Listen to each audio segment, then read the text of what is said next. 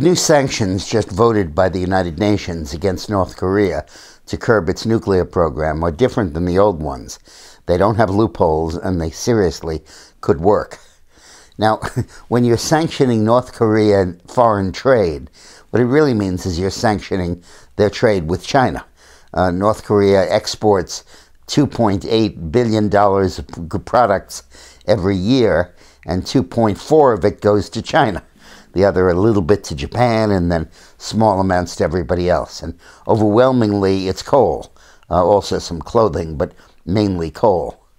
Now, in the past, the sanctions that were passed had a little loophole. They said in exporting coal to China, these sanctions won't apply because North Korea needs the money for humanitarian purposes.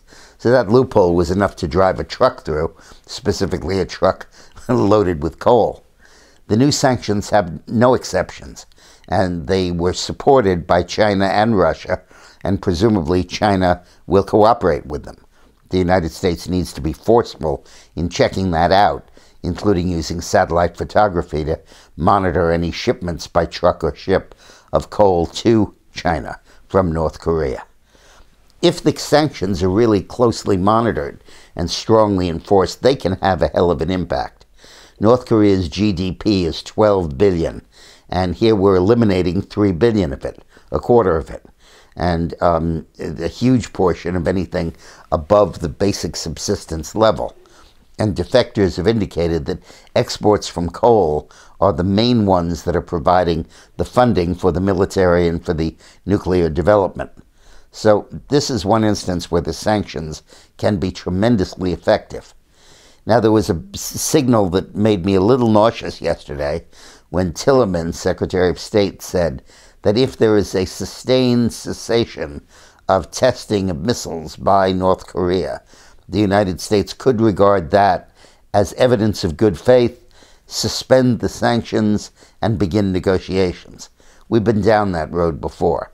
Endless negotiations while they work feverishly to develop their nuclear capacity.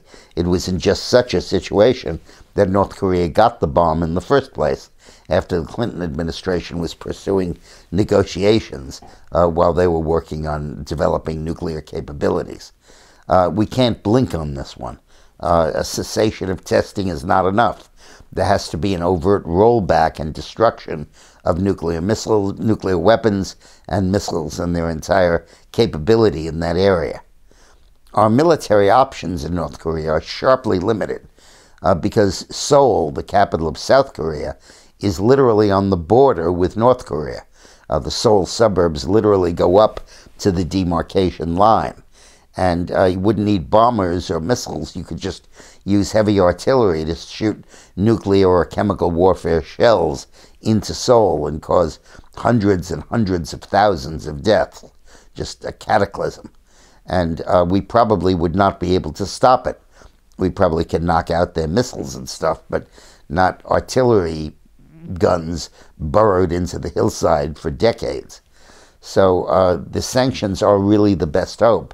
It's wonderful that they passed. It's a tremendous tribute to the skill of Nikki Haley, our UN ambassador, and President Trump and Tillerson, that he got those sanctions approved by Russia and by China. Now they need to make sure they're enforced. The media never gives Trump credit for anything, but he deserves it for this.